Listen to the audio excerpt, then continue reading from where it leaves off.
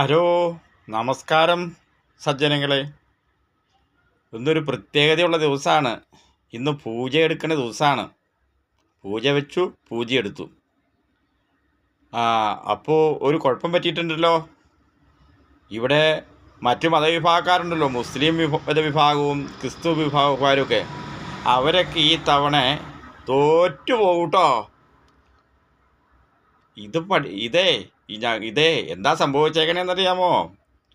സരസ്വതിയുടെ കടാക്ഷം കിട്ടാൻ വേണ്ടിയിട്ടേ പൂജ വെച്ചേക്കുക.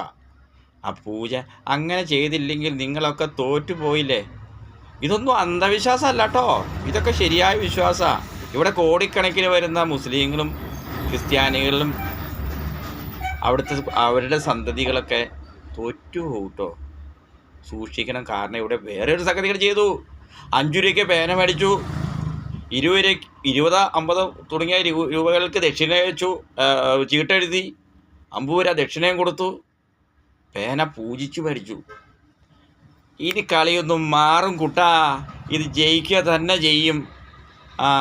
നിങ്ങളൊക്കെ കണ്ടോ, ഹിന്ദുക്കളായ എല്ലാവരുടെ പിള്ളേരും നല്ല 1ാം റാങ്കോടുകൂടി പാസ്സാവും. ഈ തവണ 1ാം റാങ്കായിരിക്കും.